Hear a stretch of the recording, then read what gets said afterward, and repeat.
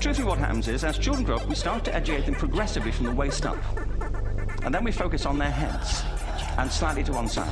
I think in the old days, you were better off.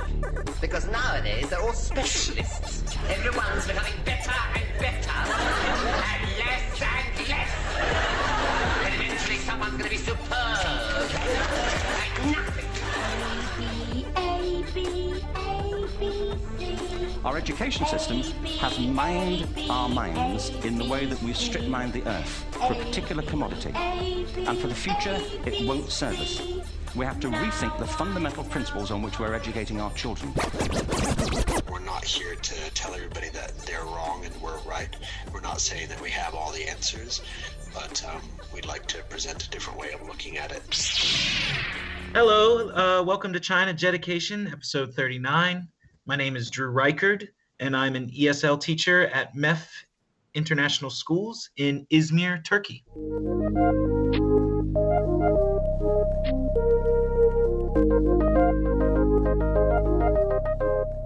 Yeah, hi Drew, welcome to the China Jeducation show. Great to have you on. Turkey, wow, you are our first official teacher from Turkey, or shall we say teaching in Turkey. Let us know how, why, what brought you to Turkey? After university, I wanted a bit of an adventure, and I guess you could call it a gap year, but in America, we don't really have a gap year. I just wanted to get my degree and see where it could take me. And I had studied abroad in Germany and met some Turks, and they said, come to Turkey. It'll be a great experience. And when I got to Turkey, I ended up falling in love and have been here ever since. Wonderful. When you say falling in love, you mean falling in love with teaching, or also a double whammy, falling in love with maybe someone from Turkey? Someone from Turkey for sure, but also I really got to define my methodology and grow here as a teacher by starting in Turkish private elementary schools and then working my way up into an international level. So best of both worlds, really. And how long have you actually been in Turkey for? This will be my 7th year. Wow. Brilliant stuff. Great stuff, Drew. And I have to ask, being obviously China Jedi, China Jeducation, do you have any links to China? Have you worked there before? Any connections with Zhongguo? Sure. I had recently applied to an American school in Guangzhou, and I had an interview there. Unsuccessful, but it was still nice to have the opportunity to get that experience. And I have friends that have moved to Shenzhen, and they love it. I have a friend actually now, a colleague friend. He's moving to Hong Kong next year. So it seems like a lot of people around me have been to China. You 6-7 years in Turkey, Drew. So, as I said, you looked at the American school in Guangzhou. So is there a kind of a wish or a want or an inkling to, for you and your partner to maybe experience China at some point? Absolutely. Currently, we are in the hunt, I should say, and we weren't really sure about how China would be. But then after the interview, we realized that the American school there seem to provide a lot of good opportunities and experience and growth. So we are not ruling it out like we had before. We are actually feeling positive about possibly looking down the line in the future for a move to China. Great. Well, all I can say is it is a fantastic country, really, really just in a massive growth spurt at the moment, which comes with its pluses and minuses. But let's delve more into Turkey. I'm looking forward to this. But first, we must start with a game. And yes, it's Guess the Gap. Oh, we chat Weixin, we chat Weixin, we chat Weixin me. We chat Weixin, come to my party. Okay, Drew, Guess the Gap. What I'm going to do is I'm going to give you a famous quote, a teaching quote, although I don't know how many quotes in teaching are actually famous. If you would have told me this that the researchers gave me, I wouldn't have actually known it. It's an anonymous quote, woohoo, and it goes like this. I'm going to leave one of the words out, and you're going to try and guess, obviously, the gap, the blank, what fits in and makes sense. So here we go. It is this. Teaching, blank, all other professions. And Okay. there you go. You can think about that as we do the pod. I can think of a multitude of things, good or bad, that could go in there from looking at this. So Absolutely. we'll see what you come up with later, Drew. So let's get back into your story. Where are you from? I am from a place called Chambersburg, Pennsylvania, the United States of America. Okay. It's South Central PA, right on the border of Maryland. Maryland. So East Side. East Coast. Yeah, Pennsylvania is technically not East Coast, but it is East Coast. Philly is East Coast, but I'm about 2.5 hours from Philadelphia. Okay, I mean the only link I've got with that is I took a bus from New York down to Washington, D.C. sometime, actually to check out the Teach Now office. Oh, yeah. To see if it was all legitimate. And I remember the signs to Maryland. That would be Maryland, right? Yeah. Well, we say Maryland, but of course, Let's not talk about that, Drew. Okay, so in terms of growing up, kind of near the East Side, where did you go to school? How did that work out? From primary, or should you say elementary, up to university? Yeah, where did all that happen? Right. So I went to Chambersburg Area Senior High School, which is in my hometown. It's public school. Mm-hmm. My graduating class was like 600 or so it was a very large school. Wow, yeah. After that, I pursued elementary ed at a place called IUP, which is Indiana University of Pennsylvania. That was out near the Pittsburgh way. Mm-hmm. Didn't really like it too much, so I transferred after my freshman year, or my first year, to a place called Westchester University of Pennsylvania, which is on the opposite side of the state, about 45 minutes from, about 20 so miles, 45 minutes to an hour from Philly. And I redefined my studies and chose German as a second language, with teaching a foreign language as an optional certificate. So I kind of went different ways there. Yeah, okay, so that's where the German goes in, because you did say earlier, didn't you? Then was it part of the course then that you went and studied in Germany? Because you said that earlier, didn't you? It was, yes. So you can choose to do a semester or a full year. I did a semester from March to July in a place called Marburg, which is north of Frankfurt, and it was a wonderful experience. So my university was able to allow me to do a study abroad program and gain the cultural and language knowledge that I still use today. And I hear when you said the word Frankfurt, you said it in a very, that was a terrible, probably copy of it, in a very nice German way of speaking. So I guess your German's very good, yeah, and your language ability. I don't want to toot my own horn, but I like to think that it's okay. I can manage pretty well with speaking, and if you don't use language, it's not necessarily that you lose it, but it can become a bit rusty. So I think my German's very good, but I'd like to continue using it more so than I do now, I should say. Yeah, indeed. Going through your schooling that you've just briefly described, does a teacher come up, a favorite teacher, if you got to pick one, that you could tell us about? Absolutely. I can remember exactly 5th grade, I had a teacher named Mr. Kimball, and I still call him Mr. Kimball to this day, 20 some years later. Just can't break the habit. He was, I believe it was his first year actually teaching, and he was an American football coach, so he was a bigger kind of guy, and you just respected him, and you wanted to do the work that he set out, and you didn't want to, how can I say, you didn't want to disappoint him in the classroom. Not that he had a temper or anything, it's just you gave that teacher that respect. So I think I kind of modeled from him what I do now. I want the respect, and I try to respect my students as much as he respected us, and it just kind of shaped me without knowing. Do you still keep in touch?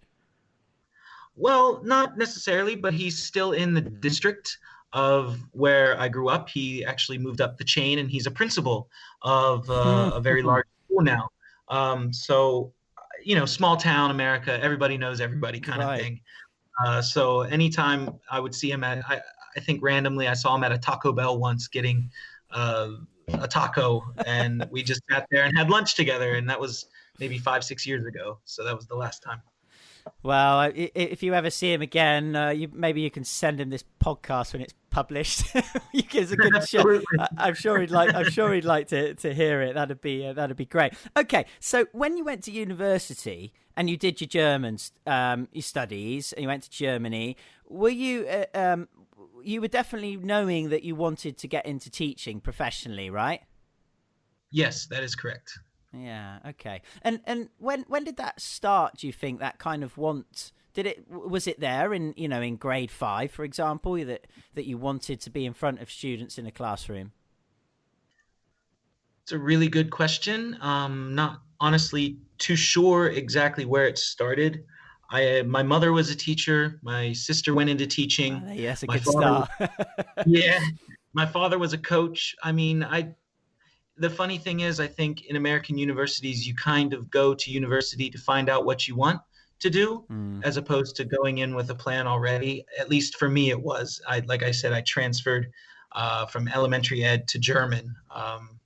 But I think I wanted to be a teacher just because formative years with Mr. Kimple, my favorite teacher, and then my mother was a teacher and my sister was a teacher. I think it just kind of shaped who I am, and I rolled with it, I think. Yeah, another thing you brought up there, this whole university thing. We go to university, it's quite the same in England actually, with the mind that we'll work out what we want to do when we're at university kind of stuff. And I think in a way that's where modern school, the education systems throughout the world fail us. Because, when we join school, I believe it should be the sole objective for a school to really work out what's your mojo, Drew. Where's your skill? Where's your stardust? Because all of us have it. Most of us go through our life never understanding what it is, of course. And then we really probably should know before we invest all that money and, stuff when we go to university, what we really want to do. So anyway, there's my little rant about that. Let's go back to you, Drew. And get into your current teaching position in Turkey. Work, the con is on. The time has come for procrastination. Yeah, so I have been at my current position for 4 years now as a primary ESL teacher. I am a department of 1. We are a very small school, only about 150 so students. So I teach all primary ESL, and then with the occasional middle school class, which is only about maximum 5 students. And yeah, I love it though. It's in warm, sunny Izmir, Turkey, right on the Aegean. So, sounds wonderful. You're the head of department then, Drew? I guess you could technically say that. I haven't put that on my CV yet. I was going to say, if only you'd have done that for the American school in Guangzhou, that could have pulled you through. Okay, no, I'm being completely stupid, of course. But you said that you met your partner, your wife, perhaps, in Turkey. You're not alone. Correct. So when I first came to Turkey, I actually lived in Ankara, which is the capital city, and it's kind of inland. It's in Anatolia. It's just a region of Turkey. And we both were working at the same language school. That's where I first started. And we met each other there. And then I moved up into a private Turkish school, an elementary school, teaching English, again, ESL. And then we moved cities from Ankara to Izmir because we wanted sunnier weather and we liked Izmir more. And I fell into this position. Yeah. So leads me in well to say, how did you get the job? So you fell into it. Well, not necessarily. I think a lot of it goes about who you know sometimes. Yeah. Of course, what you know is very important, but who you know seems to be a lot of how some people get positions. And there was an emergency hire at my school. Somebody did a midnight run, and I knew someone who's still working here, and he laid my CV on the principal's desk, and I got an interview, and there it was. No, love it. I like that midnight run, of course, alluding to the great movie Midnight Express. Would I be right in saying? I suppose so. and I hope that didn't. It wasn't the same experience for the teacher that did a midnight run. Okay, so brilliant. where you are now, Izmir, if I've said it correctly. Yes. So, I mean, you describe it's on the next to the sea. I mean, yeah. How is that? Can you give us a brief description of Izmir? Absolutely. It used to be called Smyrna, ancient Smyrna, which is the Greek word for Izmir, and which literally translates to the pearl of the Aegean. And it's very nice. There's direct flights to Gatwick, Stansted during the summer times, London airports. It's pretty much it's about a city of 4 million people.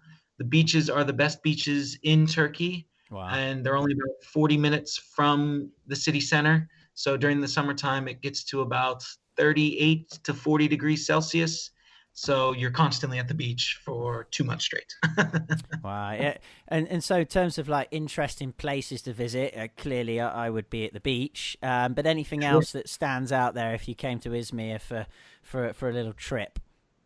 Absolutely. The clock tower is famous. It was gifted by Wilhelm II, and it still stands to this day. It's called the ascensor, which is French for elevator. It was built by there's a former how can I say, back before the Ottomans ruled Izmir, or before the Turks ruled Izmir, there were a lot of different nationalities and races, like Armenians, Jews, Kurds were living here, Turks, Greeks, Pontic Greeks. And the elevator was made by a Jewish man who wanted to go down from the top of his hill down to the synagogue to pray. So he built this huge elevator on the side of a cliff, which gives you a panoramic view of the whole bay. And there's a restaurant on top, so worth going. Wow, that sounds pretty cool. So how was it powered originally? Good question. Electric, I guess. I'm not sure, honestly. Didn't think about it. It was built in, I think, 1903. I can't remember. Huh. Yeah. I just imagined like loads of beefed up men pulling a wheel around, as he plodded up to the top to go home. Okay, well that's nice. I bet that's a lovely view when you get to the restaurant. Gorgeous view, absolutely. Yeah, the whole bay. How about that? Okay, so favorite things that you enjoy. I mean, you've been 6-7 years now there, Drew. What's your favorite tidbits of living life in Turkey?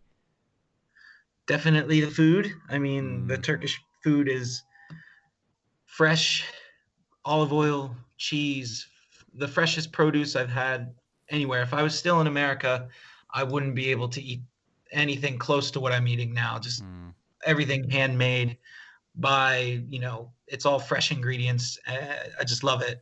I really enjoy being able to go down to the seaside for a restaurant and sitting by the sea and not paying that much, honestly. It's a relatively inexpensive city. And not too many people have heard of Izmir, so it keeps it really local, actually. It's the third largest city in Turkey, but Istanbul just kind of overpowers everything really in the country. So if you're ever in Izmir, just go by the sea and you'll have a great time. Yeah, so I mean, to summarize it then, it's great food and a cheap place to live. I mean, that sounds just like my kind of place. Yeah. Moving on, let's go back to teaching. Now, you've obviously been in Germany, and have you taught anywhere else bar Germany and in back home, Drew? No, only in Turkey, actually. This is where I've really gained some formative years as well. To shape my methodology and learn a different culture and language. So I've been here since I was 23. I'm 29 now. So yeah, it's when you say it out loud, it's kind of surreal. Yeah. Yeah, well, that's what good old podcasts are for. And when you're old and even wiser than you are now, you can listen back to this and go, oh, my gosh. It certainly puts perspective on it, which is why I love doing these audio memories, as I like to say. Are you looking to further your career in education? Teach Now offers a convenient online teacher preparation and master's degree program completed anywhere in the world. Reach now for Teach Now, Ain't no time for defeat now. Teachers, get off your seats now. Future generations need you now. Work with people all over the world in a collaborative, activity-based teaching environment. To learn more, visit teach-now.edu. Expertise that is really outside of the box. In terms of teaching, though, you're in an international place now.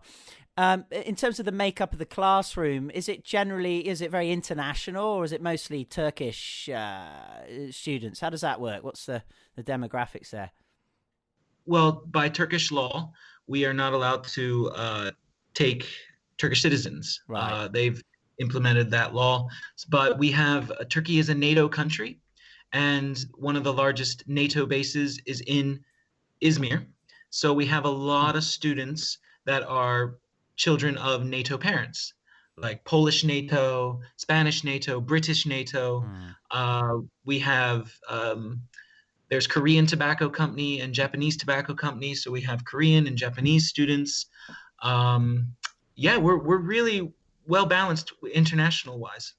I mean, would you say there's anything specifically different if you were to take the perspective of, say, teaching back home or thinking about teaching back home and teaching where you are in Turkey, Drew? I think I don't know. I think because the students are generally military, family oriented, I think my students are a bit more disciplined, I think. So than they would be in, say, an American public school. It's an international school, so the parents are also, a lot of them, paying out of pocket. So I think the children know that a bit too, that they're valuing their education a lot more than, say, just a public school. Yeah, I mean, it's certainly one of the huge benefits that many teachers say, isn't it, about teaching internationally? And I think you're spot on there. Same here in China. Okay, well, like myself, you went on the Teach Now teacher certification program, didn't you? I did, yes, just completed in December. Okay. Well, congratulations on that. And so what was the reason for doing that, Drew? Yeah, what was the essential push? Because you've been in Turkey for quite a while doing teaching. Right. I wanted to get certification. I ended up not getting my German teaching qualification. I just couldn't pass the praxis exam for German. Oh, really? So it was difficult for me. I'm not a test taker, but so I wanted to, and I had, how can I say, after I did my university, I went and did a CELTA, and my CELTA really kind of helped me with monitoring and understanding students. So I wanted to continue that path of English as opposed to German. And also just generally being a native speaker of English, the opportunities are much easier for me to find a position. And I want to continue on the international path. So I needed some sort of certification to show that I was worth my salt, I should say. So I got the ESL certification because it is my position and it is my passion. I was growing as an English teacher, and I wanted also to learn more about the modern trends and the modern technological advances. So something that I could do while I was still in Turkey, and I found Teach Now, and I'm so happy I did. Yeah, and I totally hear you and agree with that. It's just a perfect program, especially like us teaching internationally. But in terms of like a big good nugget that you took from it, Drew, I mean, what was the main thing that you learned through doing the program, helping you with the ESL side of things? Definitely reflection. I have been able to really see what kind of teacher I am, what kind of teacher I've been, and what kind of teacher I want to be. And not just me personally, but also seeing what it is my students need to learn, have learned, want to learn, are learning. All those tenses in English. So I really wanted to, by going in and collaborating with other teachers from around the world in different subjects where you could learn from them, because no one teacher has all the answers. So it was really beneficial for me to see physically what I was doing and have my mentor who works with me, during the clinical practice Yeah. in the last 8 weeks, have her really come in and dissect what I was doing and being able to learn from that and having my students basically learn English better and being able to cater to their needs more. Spot on. Right, challenges about being where you are now in Turkey. Doesn't sound like you've really got so many, but I'm sure there must have been a few things. Any challenges that come up, Drew, in terms of teaching or living in Izmir or where you were before? Well, challenges would come with anywhere that you live, I think, especially if you're an expat.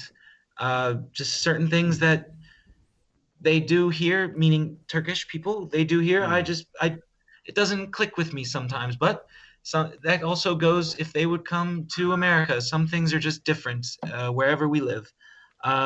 Challenges teaching wise, I think just comes with differentiating my learners. Yeah. It's really quite, because I have small numbers, it doesn't make it easier. It actually kind of makes it more difficult, I think, because you've invested in. I have 2 students, for example, in one class. I've invested a lot in their education just by getting to know them and their needs and their how they learn and what kind of learners they are. So being able to hit all their skills and their learners' needs actually is quite a challenge. Yeah, I definitely hear you. Differentiation, always a challenge for us teachers. I guess I have to ask you what you said earlier. It's funny, we all have different nuances, idiosyncrasies, different cultures that we either like or find a bit frustrating. I mean, can you give me an example of something in Turkey that just doesn't kind of float your boat? Personal space. Right, really, yeah? Yeah, they sometimes they like to just nose right in. I guess I should say, asking personal questions right off the bat after just meeting, standing very close, not queuing, those kinds of things.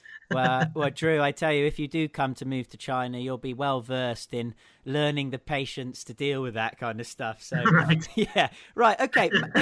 Magic wand time then. I'm going to ask you a few questions, nice and quick if you can. Here we go. Can you wait for magic wand? We're gonna dance to the left-hand side. Drew, favourite game you play in your class? I like to play hot seat. Favourite tech tool you use? The iPad for Raz Kids. There you go, love a bit of Raz. Favourite sentence you like to say to your students, honestly? Cut and glue for Mr. Drew. Oh dear. Oh, I think, can we repeat that please again in the edits, researchers? That's brilliant. Cut and glue for Mr. Drew. Cut and glue for Mr. Drew. Okay, very nice. I like it. Okay, if I could wave a magic wand, what could I give you that could help your classroom or school? Professional development. Ooh, okay. And finally, give us your favourite teacher's tip, tool, website, resource, or person of educational inspiration. I think I mentioned Raz Kids, so I'm really happy with Raz Kids in the classroom. I use that a lot. Yeah, I think we're going to researchers contact Raz Kids, really. They should be giving us some advertising funds to keep us going here, to keep the wheel cranking. We always say a positive thing about Raz. One thing I will say about Raz, it is a little bit difficult in China without VPN sometimes. It can be really slow.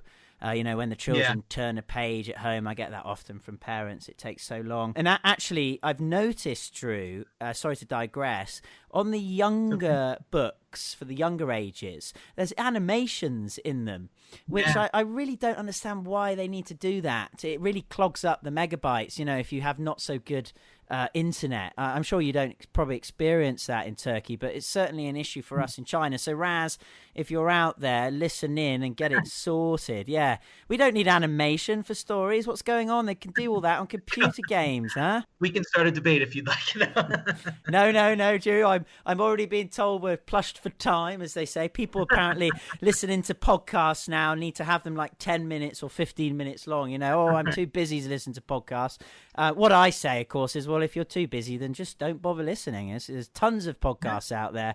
And if you can't do half an hour, you can't do half. Of course, you can always pause it, Drew, and come back to listening to your wonderful story later.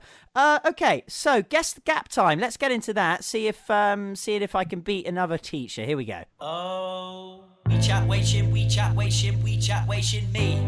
We chat Weixin, come to my party. By beating Drew, of course, it's only a fun little game. If you get it right, of course, wonderful. If you don't, then wonderful too. I'm going to give you this anonymous quote again and see if you can fill in the gap. Here we go. Teaching blank all other professions. What are you thinking? I'm thinking, I just had a couple, but then this one popped in my head.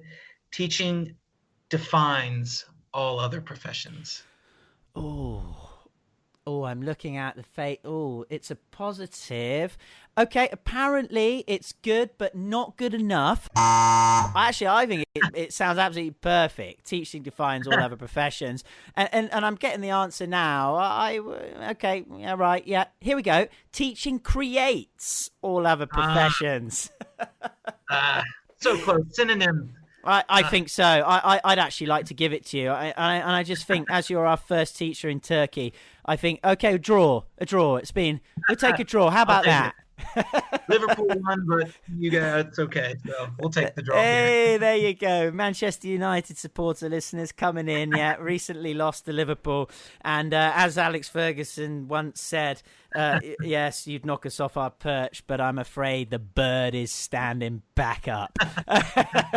Okay, right. You're going to put your contact details, Drew. If anyone, of course, interested in talking to you more about Turkey and whereabouts you are in lovely Izmir, they can contact you through the show notes. Any future plans? You said you were looking at perhaps going to China.